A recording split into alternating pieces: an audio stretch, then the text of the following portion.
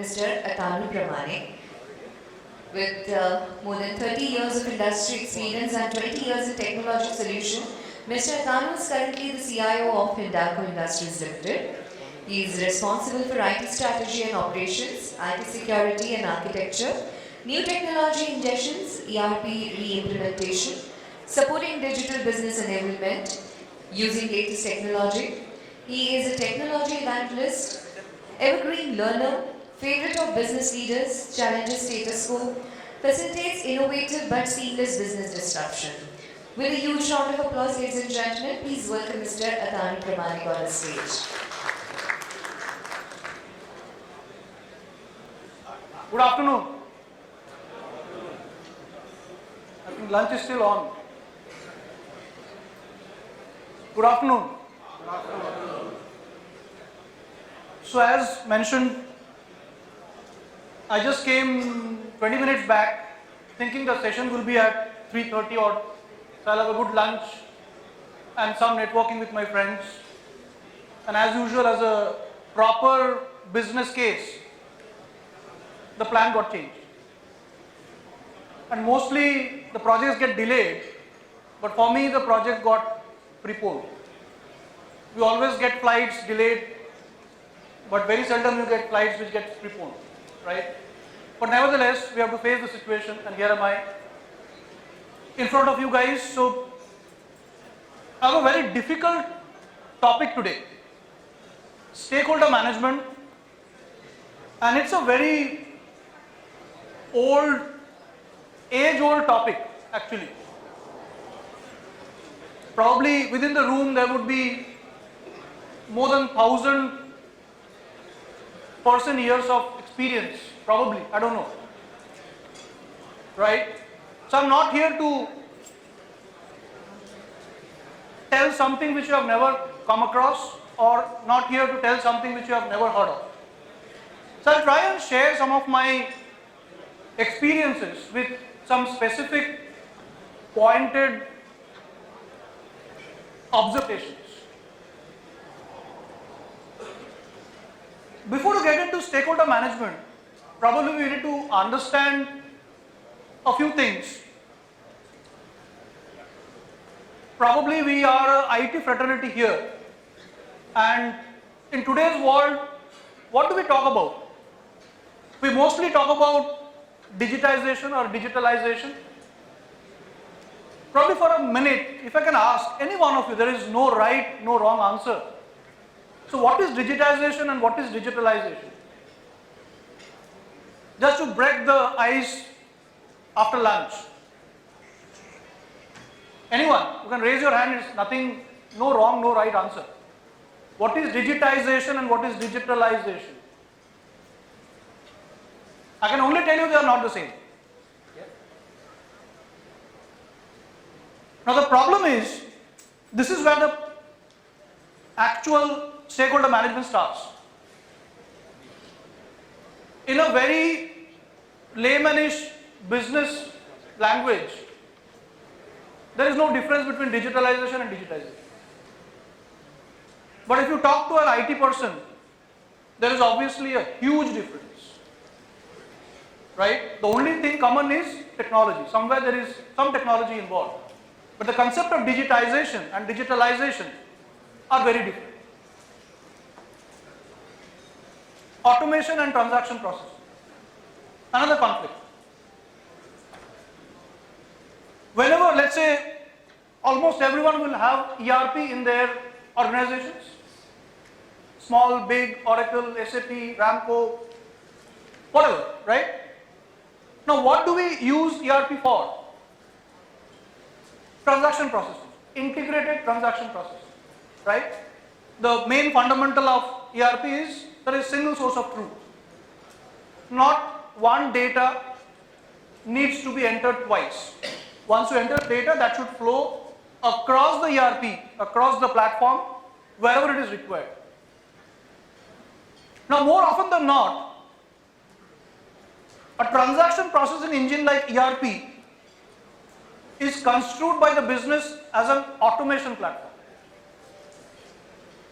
Automation not from the manufacturing or a process part of it, but at least from the functions like, let's say, accounts processing or accounts receivable or those areas, the business will expect that, अरे ERP में मुझे ये automate करके दे दो, जैसे there will be no error which is human.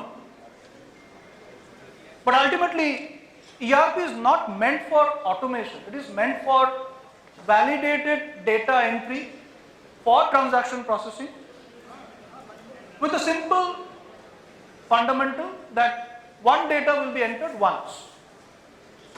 This is another angle of, I'll not say conflict, but angle of confusion when you talk of stakeholder management. And ultimately, for all these, you have to manage through either awareness sessions or you can say communication, education, mailers, sessions, online, offline. So ultimately you need to connect, right? And that's the key for any kind of stakeholder management. Now this is anyone who has been certified as PMP or basic project management fundamentals. Stakeholder management is one of the basic ones where probably the project starts. But this is something that actually never ends. It starts, but it actually never ends. In a project life cycle, from day 1 to day Z or day 100 or day 1000, whatever you call it, it is only stakeholder management and stakeholder management. So with this kind of an introduction, I just wanted to give it that more often than not, at least in the IT space, in the technology space, stakeholder management boils down to resolving the conflict in one angle, making the business understand what technology can do for them in their business, probably that's the second angle, and then clarify another very important point that any application, why and how it fails is when business thinks it's an IT application and IT needs to drive it. But that's a misconception, and that's where most of the technology initiatives fail. The moment you cannot transfer the ownership of the application to business, that's where it fails. The moment you consider that any technology project or an initiative is an IT initiative, let those guys do it sitting in a cold room, they don't come to the factory floors, they don't wet their dresses, so they are very happily sitting in an AC room and let them do it. That's where it fails. All of these are ultimately part and parcel of stakeholder management. So let us move on.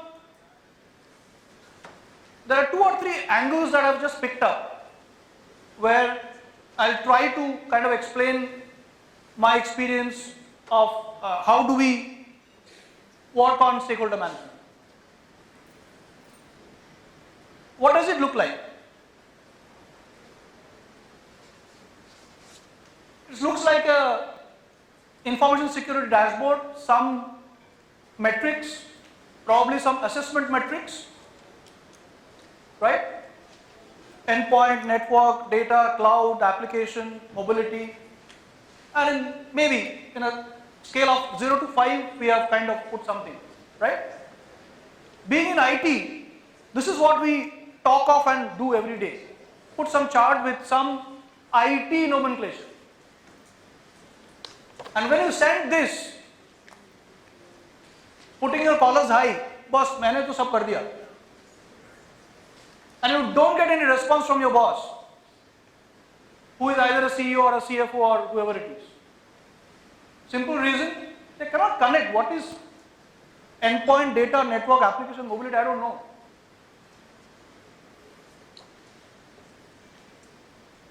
So what we are trying to do, again it's a industry-wide change, it's organization-wide change, It's a domain-wide change and it's not easy.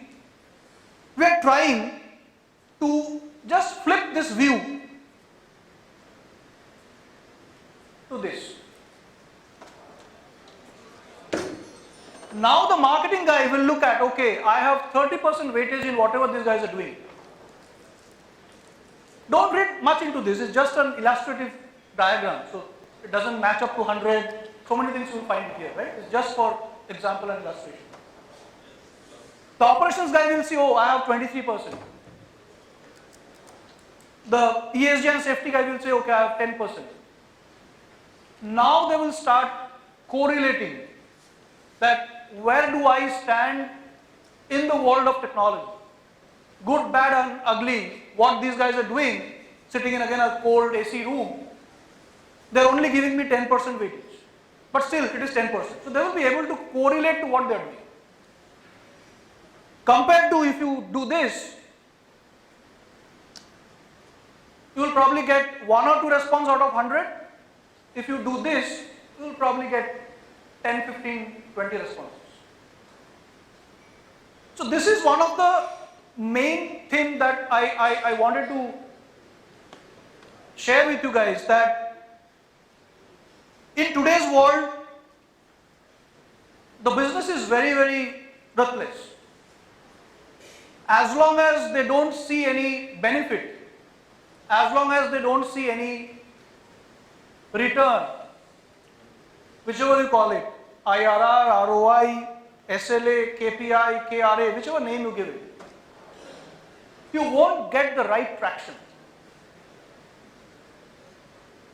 If any one of you are in information security, you would have received or rather at least seen a Government of India directive on Cert In, which is coming to effect probably as of 27th of June, in another 23, 24 days, right? Now the moment you read that,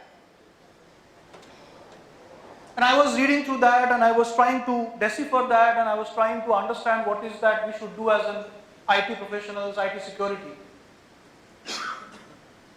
On the text, it's all IT. आपको 180 days का log रखना है, आपको time stamp लगाना है, आपको record रखना है, all of those.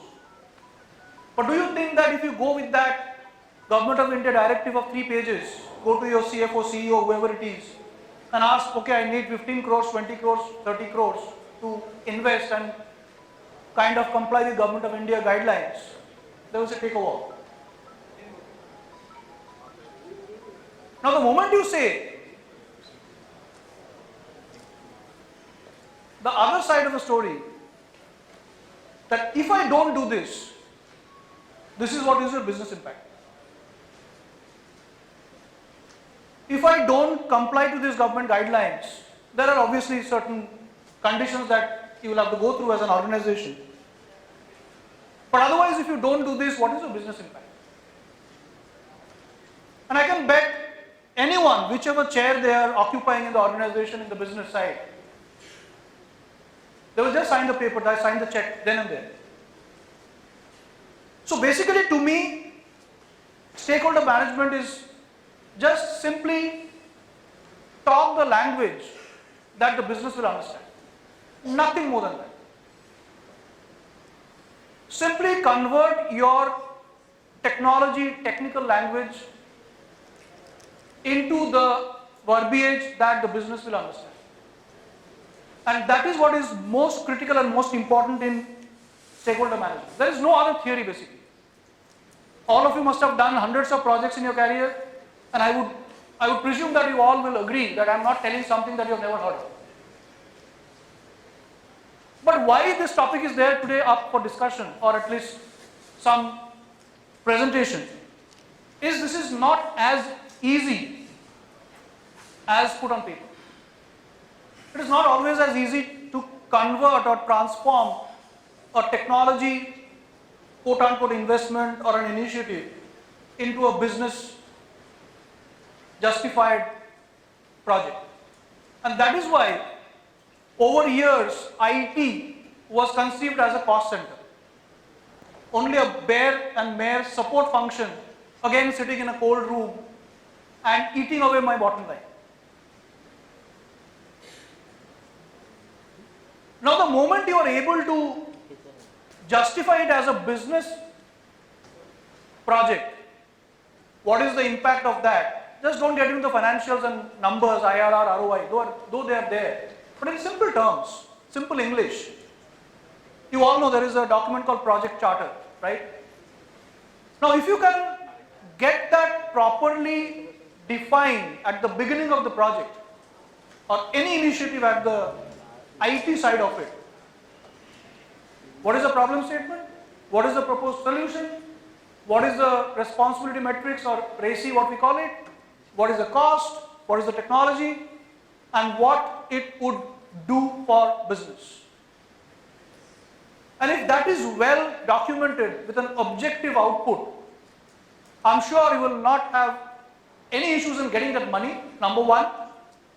And number two, that's one of the ways that you can transform the IT function within the organization from a bare and mere support function to a business enabler.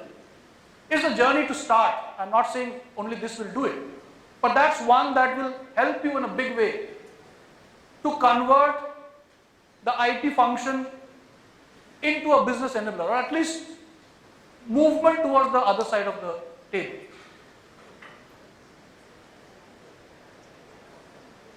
Now obviously when you talk about stakeholder management, it comes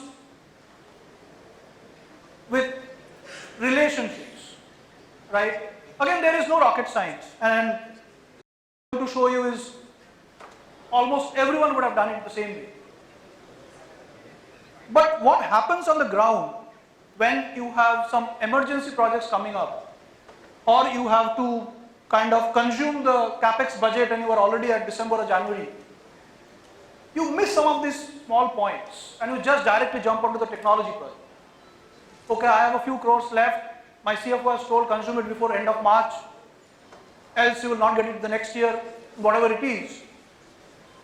And you start directly into the technology project, missing out some of these finer points, which are very important for, again, converting this into a business enabler and getting the business support wherever you want.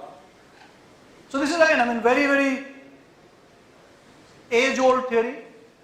Then you have to try to understand from the beginning of any initiative that within business, who are your promoters, who are your detractors, and who won't mind whatever you do. Once you have a fair idea, not that if you have 5,000 employees, you will need to do all for 5,000. Obviously, you will do it for some majority stakeholders. And then only pick top detractors, top promoters, and work on them. And this is again an age-old project management theory, nothing new. I will give you a simple example. I was into one of our plants last month.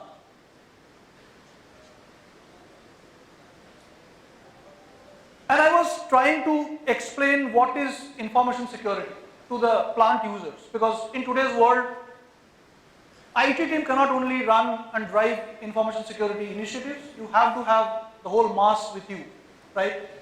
So it's a very basic awareness session. So my team was sitting with me, and there was an audience of 150, 200 odd, small auditorium, end users. The first thing they started when I entered the room, and it was good morning. Sir, laptop नहीं मिल रहा है, sir, desktop नहीं मिल रहा है, sir, slowness है, sir, वो application नहीं चल रहा है. I told, okay, fine. Unfortunately or fortunately, I am the CIO of the organization. But I have a simple question for you. There were people from human resources, there were people from finance, there were people from admin, there were people from core manufacturing, the production line. So I asked them, Do you know how many sub-functions are there within finance? Almost everyone raised their hands. Accounts payable, accounts receivable, accounting, आपका risk, आपका taxation, आपका reporting. So they all know. Everyone knows. Great. Do you know how many sub-functions are there in human resources? Yeah. Learning, recruitment, your appraisal, so there are 6-7 functions. Everyone knows about it. Then I took a pause of 3-4 seconds. And I told, what does IT stand for? Thankfully, there were 2 or 3 hands raised. So I didn't ask them to respond, but I was happy at least 3 out of 200 knows what is IT. Then I asked the next question, Brahmastra. So now tell me, how many sub-functions are there in IT? You won't believe me, there was not even one answer. There was not even one answer. And I can bet that other than the new age startups or cloud native companies, if you go to any legacy organization today, this will not be very different. For a user, a DBA administrator, a server guy, a network guy, a security guy, an application guy, a laptop guy, all are same. He's an IT fellow. On the floor, if you get someone to see, hey, aaja. And if he doesn't happen to be that person whom he is looking for, and that guy will politely say, sir, I'll go to my office and then send you that person, right? The feedback immediately comes to me, your team is not responsive. Now, why I'm telling you all this is ultimately again that stakeholder management and how you do it. And for us in IT community, I think that's an everyday job. Whether you look at it as a project, whether you look at it as everyday transaction, or whether you look at any business problem. For us as an IT fraternity, I would say it's an everyday job to manage stakeholders. And unless you are able to differentiate between your promoters and detractors, you will not be able to move forward. And the last one, what I wanted to tell on this count. So we had multiple sessions. That was a big factory, so I couldn't have taken everyone. The auditorium had a 200, 250 odd size capacity. So we had multiple sessions for multiple group of people. So the first session actually in the morning was roughly 45, 50 people and 200. It was almost empty. The second session was just before lunch and it was around 70, 75 odd people. Now fortunately in both the sessions, there were few people, few users who were pretty interactive and they were eager, they were kind of keen to understand what we are doing. And we had good interactive session. So by lunchtime, my team comes and says, sir, lunch के बाद एक session है, वो तो कोई नहीं आने वाला. मैंने बोला, I bet you will get more than 100. Eventually we had 170 odd. Here's my team sitting there, so I'm just checking, 170 odd people. And why it happened, you know? Just those 3-4 promoters in the earlier session, I intentionally engaged with them during the presentation. And by lunchtime, it is a factory canteen, right? So everyone sits together, talks, and that's a kind of networking time. By word of mouth, they went back and told, hey, jaake sun le, kya bol rahe? And after lunch, I had almost 170, 175 people. So that's the power of managing your promoters and managing your detractors. This is again a simple area of focus. While business is on one side, you will have all other service functions also to manage. And at different points in time, you will see these people also very much in the group of promoters and detractors.